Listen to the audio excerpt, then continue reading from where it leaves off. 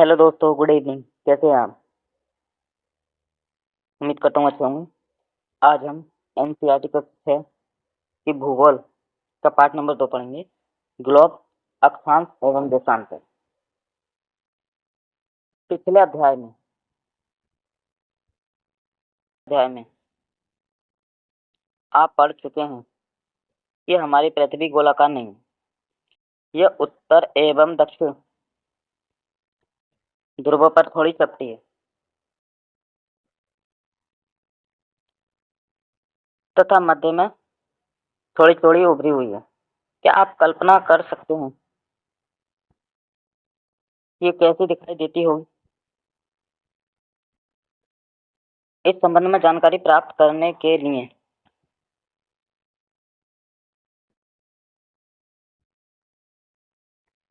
आप अपनी कक्षा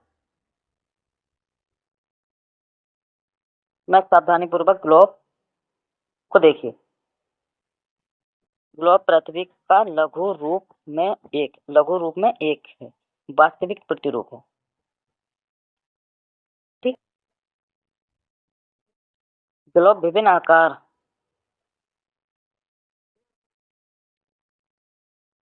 एवं प्रकार के हो सकते हैं। बड़े, जो आसानी से एक स्थान से दूसरे स्थान पर नहीं ले जा सकते। ऐसे ग्लोब जो एक स्थान से दूसरे स्थान पर नहीं ले जा सकते, ऐसे ग्लोब भी होते हैं। तथा पॉकेट वाले ग्लोब, जो पॉकेट में रखने योग्य होते हैं, छोटे ग्लोब। तथा गुब्बारे जैसे बड़े ग्लोब, जिसमें हवा भरी जा सकती है एवं आसानी से एक स्थान से दूसरे स्थान तक ले जाए जा सकते हैं। ग्लोब स्थिर नहीं होते। इस प्रकार उसे इसे उसी प्रकार घुमाया जा सकता है जैसे कुम्हार का पहिया या लट्टू घूमता है। ग्लोब पर देशों, महाद्वीपों, महासागरों को उनके सही आकार में दिखाया जाता है। बेटा, ग्लोब पर महाद्वीपों, महासागरों एवं उनको सही आकार में दिखाया जा सकता है। पृथ्वी के समान किसी गोले पर किसी बिंदु की स्थिति का वर्णन करना कठिन है। अब प्रश्न यह उठता है, इस पर किसी स्थान की स्थिति कैसे बताई जाए? इसके लिए हम कुछ बिंदुओं का रेखाओं के संदर्भ में आवश्यकता होती है। कुछ बिंदुओं की रेखाओं के संदर्भ में आवश्यकता होती है। आप देखेंगे कि एक सुई ग्लोब में झुकी हुई अवस्था में होती है, जिसे अक्ष कहा जाता है।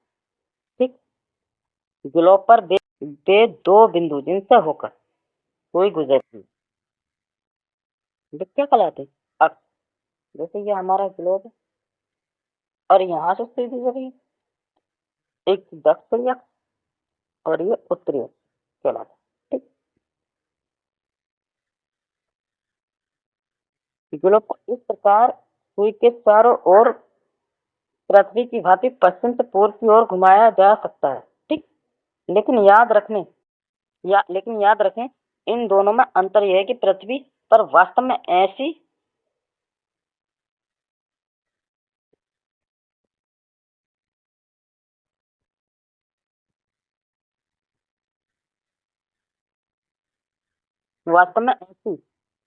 कोई सुई नहीं। ये केवल काल्पनिक रेखाएं हैं। काल्पनिक, वास्तव में ऐसी कोई सुई नहीं है। ये ध्यान रखें। यह अपने अक्ष पर चारों ओर घूमती है, जो एक काल्पनिक रेखा।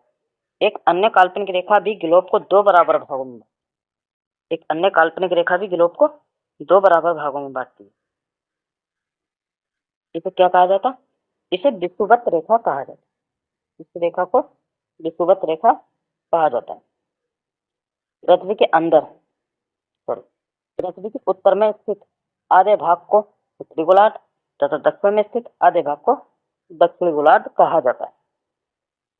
ठीक। एवं यह पृथ्वी पर विभिन्न विभिन्न स्थानों की स्थिति को बताने के लिए सबसे महत्वपूर्ण संदर्भ बिंदु है। विषुवत वृत्त, ध्रुवों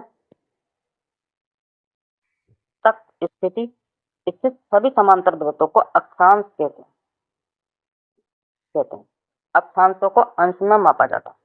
ये क्या अक्षांश, और इन्हें चाहे में नापते हैं अंश में। पृथ्वी के बीचों बीच काल्पनिक रेखा को विषुवत रेखा या विषुवत रेखा कहा जाता है। ठीक, विषुवत वृत्त शून्य अक्षांश या शून्य अंश को दर्शाता है, क्योंकि विषुवत वृत्त से दोनों तरफ ध्रुवों के बीच की दूरी पृथ्वी के चारों ओर के वृत्त का 1/4 है। अतः इसकी माप 360 डिग्री, पूरी पृथ्वी की वृत्त की माप 360 डिग्री है। और 360 डिग्री को 4 से यदि भाग करेंगे तो 90 अंश आएगा, यानी 90 अंश। इस प्रकार 90 अंश उत्तरी अक्षांश उत्तर ध्रुव को दर्शाता है तथा 90 अंश दक्षिणी अक्षांश ध्रुव को दर्शाता है।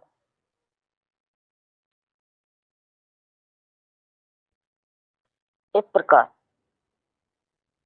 विषुवत वृत्त उत्तर की सभी समांतर रेखाओं को उत्तरी अक्षांश कहा जाता है।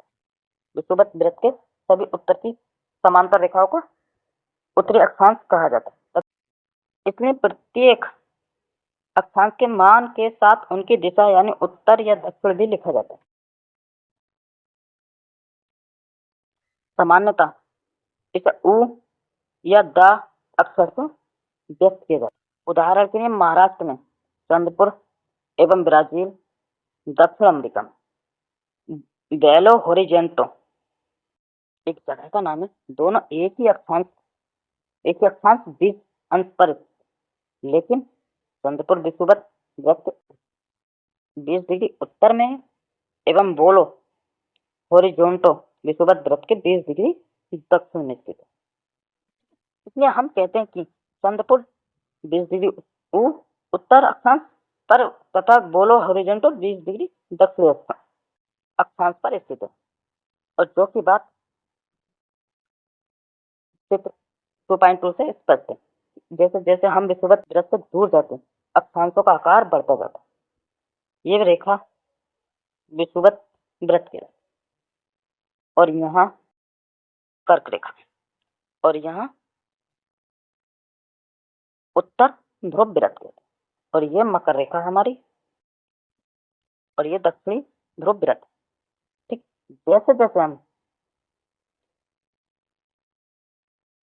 ध्रुव की ओर बढ़ते वैसे वैसे रेखाओं की दूरी घटती जाती है। महत्वपूर्ण अक्षांश या समांतर रेखाएं। विषुवत वृत्त 0 डिग्री, विषुवत वृत्त को 0 डिग्री अतिरिक्त 4 महत्वपूर्ण अक्षांश समांतर रेखाओं में बांटा गया है, या और भी है। नंबर 1 है उत्तरी गोलार्ध। उत्तरी गोलार्ध में कर्क रेखा 23.5 डिग्री उत्तर। नंबर 2 दक्षिण गोलार्ध में मकर रेखा 23.5 डिग्री दक्षिण। दोनों रेखाएं एक ही हैं, लेकिन एक उत्तरी गोलार्ध में, एक दक्षिण गोलार्ध। उत्तरी गोलार्ध में कर्क रेखा है और दक्षिण गोलार्ध वाली को मकर रेखा है। विषुवत वृत्त जो उत्तर में उत्तरी ध्रुव पर बना वृत्त है, उत्तरी ध्रुव वृत्त है 66.5 डिग्री। और नंबर 4 है विषुवत रेखा जो 66.5 डिग्री दक्षिण में दक्षिण ध्रुव वृत्त। पृथ्वी के ताप कटिबंध इसमें कोई खास बात नहीं है, बस सीधा सीधा पढ़ते चलेंगे। कर्क रेखा एवं मकर रेखा के बीच के सभी अक्षांशों पर सूर्य वर्ष में 2 बार सिर के ऊपर ठीक ऊपर रहता है। क्या कह रहे हैं? कर्क रेखा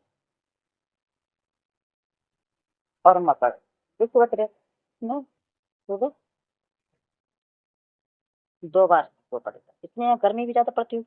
इसमें इस क्षेत्र में अधिक ऊष्मा प्राप्त होती है और इसे ऊष्ण कटिबंध कहा है। ठीक, कर्क रेखा तथा मकर रेखा के बाद किसी भी अक्षांश पर सूर्य दोपहर के समय सिर के ऊपर नहीं दिखाई देता, बल्कि ये तिरछा होता है। इसकी किरणें तिरछी ध्रुव की ओर तरफ पड़ने किरणें तिरछी होती जाती हैं।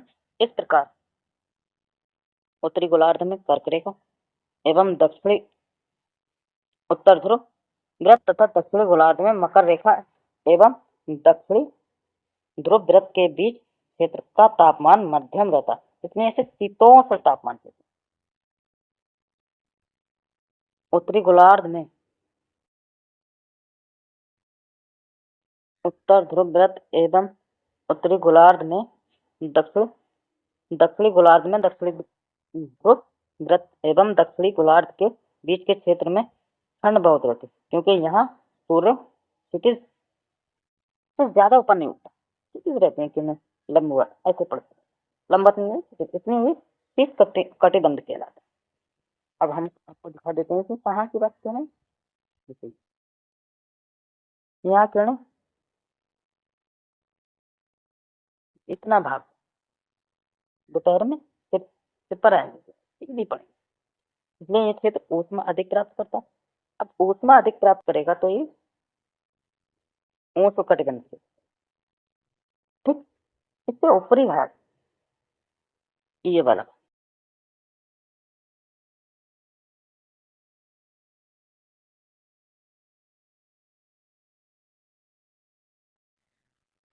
ये भाग ऊपरी भाग और इस उत्तरी गोलार्ध का दक्षिणी गोलार्ध शीतोष्ण भाग कहलाता है। और ये जो बचा ध्रुव पर इस भाग को शीत शीत कटिबंध भाग कहा जाता है, शीत कटिबंध ठीक। और ये वाला भाग शीतोष्ण और ये वाला भाग कौन सा हो गया ऊष्ण कटिबंध। अब आप ध्यान दीजिए, यहाँ वनस्पति अधिक होगी ठीक, तो यहाँ वर्षा भी अधिक होगी, वनस्पति अधिक होगी तब होगी जब बरसात कब अधिक होगी जब जल वाष्प ऊपर उठेगा तब वर्षा अधिक ठीक। समझ गए सकते हैं इस प्रकार की रेखाओं को हमने अक्षांश का। अब ये रेखाएं जो हमारे नजदीक आ रही ये देशांतर देशांतर क्या है इसको भी स्पष्ट कर देते हैं। किसी स्थान की स्थिति को बताने के लिए उस स्थान के अक्षांश के अतिरिक्त कुछ अन्य जानकारियां भी आवश्यकता होती है। आप देख सकते हैं कि प्रशांत महासागर में स्थित टोंगो द्वीप एवं हिंद महासागर में स्थित मॉरिशस द्वीप का एक ही अक्षांश 20 डिग्री दक्षिण अक्षांश पर उनकी स्थिति सही जानने के लिए यह पता करना होगा कि ये उत्तरी ध्रुव को दक्षिणी ध्रुव से जोड़ने वाली संदर्भ रेखा से पूर्व या पश्चिम की ओर इन स्थितियों की दूरी कितनी है। इस संदर्भ में रेखाओं को 4 यामोत्तर में बांटा, में 4 यामोत्तर रेखा, इन रेखाओं को क्या कहते हैं यामोत्तर, तथा इनके बीच की दूरी को देशांतर, प्रत्येक अंश को मिनट में तथा मिनट को सेकंड में विभाजित किया गया। ये अर्धवृत्त तथा इनके बीच की दूरी ध्रुवों की तरफ बढ़ने पर घटती, ध्रुवों की तरफ बढ़ने पर अक्षांश की दूरी भी घटती थी और यामोत्तर की दूरी तथा एवं ध्रुवों पर जाकर ये शून्य हो जाते, जहाँ सभी देशांतरी है यामोत्तर आपस में मिलते, यहाँ के आपस में मिल जाते, ये ध्रुव है या देशांतर रेखाएं आपस में सारी मिल जाती, इसलिए यहाँ इनकी स्थिति शून्य हो जाती। अक्षांश समांतर रेखाओं से भिन्न सभी देशांतरी यामोत्तर की लंबाई समान होती, इसलिए इन्हें सिर्फ मुख्य रेखाओं में व्यक्त करना कठिन है। तब सभी देशों ने निश्चय कैसी ग्रीनविच जहाँ ब्रिटिश राष्ट्रीय वेधशाला स्थित है। अब एग्जाम की दृष्टि से ग्रीनविच कहाँ ग्रीनविच में क्या है, ये ग्रीनविच कहाँ है? ये दोनों क्वेश्चन बहुत इंपॉर्टेंट है। जहाँ ब्रिटिश राष्ट्रीय वेधशाला, यहाँ ब्रिटिश राष्ट्रीय वेधशाला स्थित से गुजरने वाली यमोत्तर से पूर्व और पश्चिम की ओर गिनती शुरू की जाए। ठीक, इस यामोत्तर को प्रमुख यामोत्तर मान लिया जाए, तो ग्रीनविच से निकलती है उसे प्रमुख यामोत्तर मान लिया जाए और उसी रेखा को प्रमुख यामोत्तर कहने, ये कहते। ठीक, इसका मान क्या होगा? शून्य। अक्षांश में विषुवत वृत्त को 0 डिग्री अक्षांश माना गया था। ठीक, और यहाँ ग्रीनविच पे स्थित रेखा को 0 डिग्री तथा यहाँ से हम 180 पूर्व और 180 पश्चिम तक गणना करते। कितने हो गए? 180, 360 रेखाएं यामोत्तर तथा 180 यामोत्तर मिलकर पृथ्वी को 2 समान भागों में बांटने लगी, पूर्वी गोलार्ध एवं पश्चिमी गोलार्ध में विभक्त किया करती।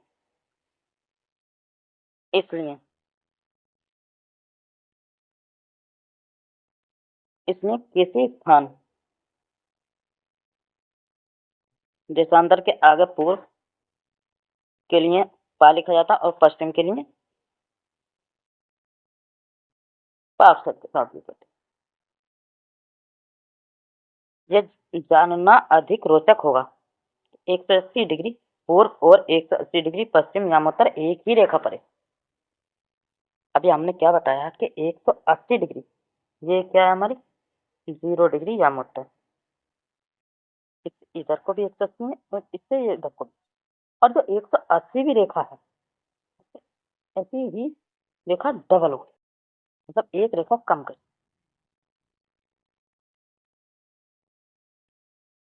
अब ग्लोब पर अक्षांश यामोत्तर रेखाएं एवं देशांतरीय रेखाओं ग्रिड को देखें। अगर आपको किसी स्थान के अक्षांश एवं देशांतर की सही जानकारी हो तो ग्लोब पर आप उस स्थान का पता आसानी से लगा सकते हैं। उदाहरण के लिए असम धुबरी, असम में क्या है धुबरी 22 डिग्री उत्तरी अक्षांश पर है एवं 90 डिग्री पूर्वी देशांतर पर स्थित है।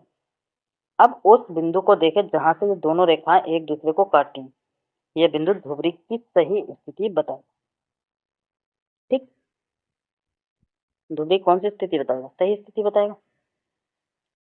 इसे भी 4 डिग्री प्रमुख में बांटा गया था। एक ये है, सॉरी ये रेखा है, और इसके अलावा एक रेखा इधर है और एक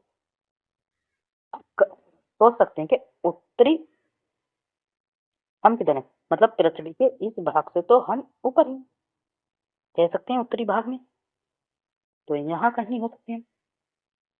और उसके बाद 90 डिग्री देखो तो यहाँ 60 डिग्री है और इधर 90 डिग्री है, कम से कम यहीं आ रहे होंगे। और प्रमुख यामोत्तर से भी हम पूरब में। ठीक, इसको समझने के लिए कागज पर समान दूरी वाली स्थित क्षैतिज रेखाएं खींचिए। चित्र 2.7 की बात। अगला चित्र है ये वाली।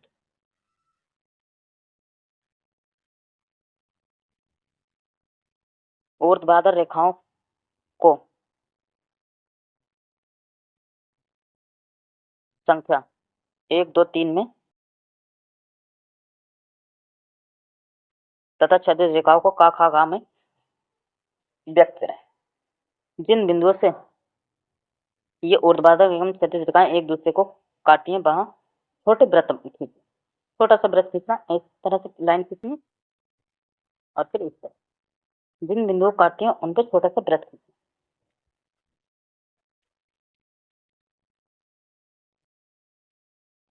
तथा इन छोटे वृत्तों को आ, बा, सा, दा आदि नामों से व्यक्त। मान लीजिए ऊर्ध्वाधर रेखाएं तथा क्षैतिज रेखाएं एवं क्षैतिज रेखाएं उत्तरी अक्षांश को व्यक्त करती है, तब क्या होगा? अब हमारा ये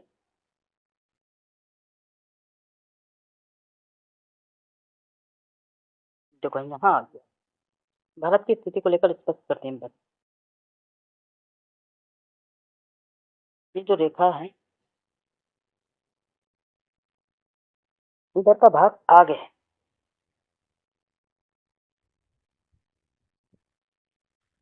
मतलब भारत यहाँ है, भारत की स्थिति आगे है, और हम कितना आगे हैं? 5.5। ठीक, आगे चलते हैं।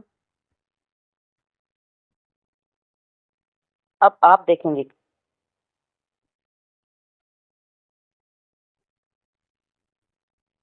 कि वृत्त आ का डिग्री उत्तरी अक्षांश तथा 1 डिग्री पूर्वी अक्षांश देशांतर पर स्थित है। ये ऐसे अन्य वृत्त यहाँ है, अन्य वृत्त यहाँ और अन्य यहाँ। स्थिति भी ज्ञात करेंगे, देशांतर और समय।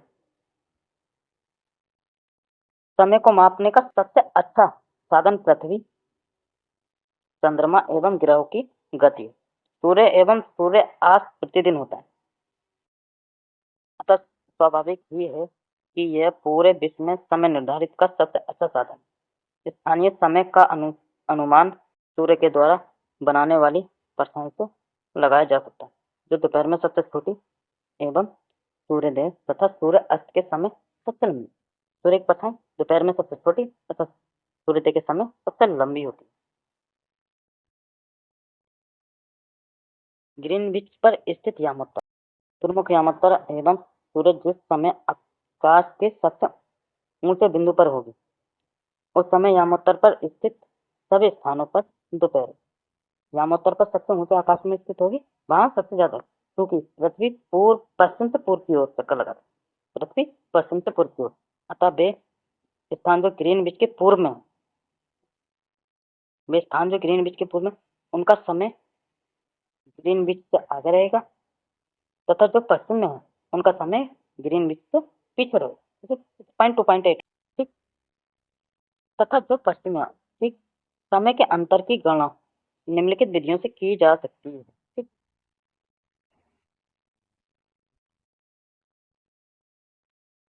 पृथ्वी लगभग 24 घंटे में अपने अक्ष पर 3 से 7 डिग्री घूमती है, अर्थात 1 घंटे में 15 डिग्री एवं 4 मिनट में 1 डिग्री। इस प्रकार जब ग्रीनविच में 12 बजते हैं, तब 15 डिग्री पूर्व में समय होगा 60, अर्थात ग्रीनविच के समय से 1 घंटा आगे। वहां दोपहर का 1 बजा होगा, लेकिन ग्रीनविच से 15 डिग्री पश्चिम का समय ग्रीनविच से 1 घंटा पीछे होगा, यानी वहां सुबह के 11 बज रहे हैं।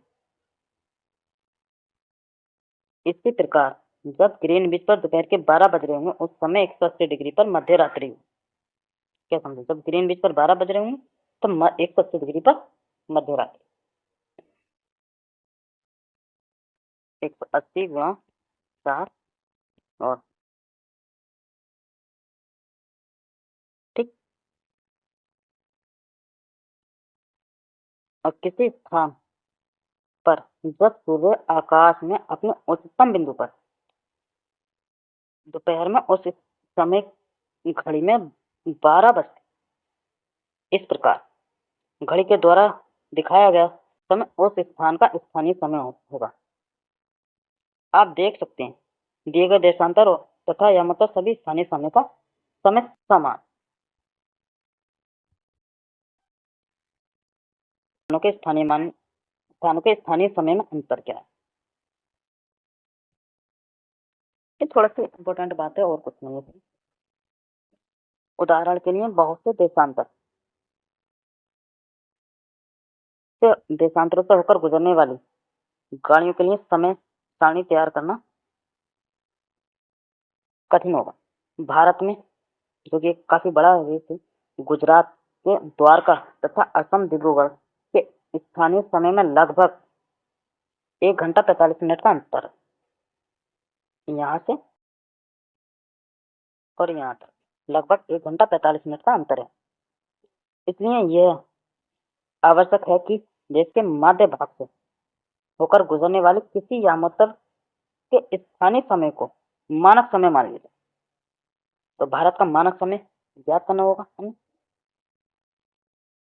इन यामोत्तर रेखा के स्थानीय समय को पूरे देश के मानक समय में माना जाता है। भारत में ये रेखा 82.5 डिग्री पूर्व अर्थात 82 डिग्री 30 मिनट पूर्व को मानक यामोत्तर माना गया। इस यामोत्तर के स्थानीय समय को पूरे देश का मानक समय माना जाता है। इसे भारतीय मानक समय के नाम से भी जाना जाता है। कहाँ है भारतीय मानक समय रेखा? ठीक, हम वही पढ़ रहे हैं जो एनसीईआरटी। इसके अलावा कबीर भोपाल के निकट एक छोटे नगर में स्थित में रहता। वह अपने मित्र आलोक से कहता कि वे लोग आज रात्रि में नहीं सो पाएंगे। भारत इंग्लैंड के बीच एक क्रिकेट मैच लंदन में 2 बजे अपराह्न में शुरू होगा, अर्थात भारत के समय अनुसार मैच शाम के 7:30 बजे शुरू होगा, देर रात्रि में समाप्त होगा। क्या आप जानते हैं कि भारत एवं इंग्लैंड के बीच समय का अंतर कितना? ग्रीनविच के पूर्व में 82.5 डिग्री पूर्व में स्थित है तथा यहाँ का समय ग्रीनविच के समय से 5.5 घंटा। इसलिए जब लंदन में दोपहर के 2 बजेंगे तब भारत में शाम के 7 बजे। कुछ देशों का देशांतरी विस्तार अधिक होता है, जिसके कारण एक अधिक समय मानक समय अपनाए जाते हैं, एक से अधिक समय रखे जाते हैं। उदाहरण के लिए रूस में 11 मानक समय। कितने मानक समय? 11। पृथ्वी को एक एक घंटे वाली 24 समय क्षेत्रों में बांटा गया। इस प्रकार के समय क्षेत्र 15 डिग्री देशांतर तक घिरे रहते। ये तो ठीक रहे, ऊपर चलो। ये ऑप्शन है प्रमुख यामोत्तर। क्या हमने पढ़ा था? प्रमुख यामोत्तर 0 डिग्री है। ठीक, ऊष्ण कटिबंधी किसके नजदीक है? ध्रुवों के नजदीक। ठीक, देशांतरों की कुल संख्या कितनी? 307। दक्षिण ध्रुव पर स्थित दक्षिणी गोलार्ध है। ठीक, और ग्रेट किसका जाल? ये क्या है? अक्षांश एवं देशांतरी रेखा का। इसके अलावा खाली मकर रेखा को पर स्थित है 23.5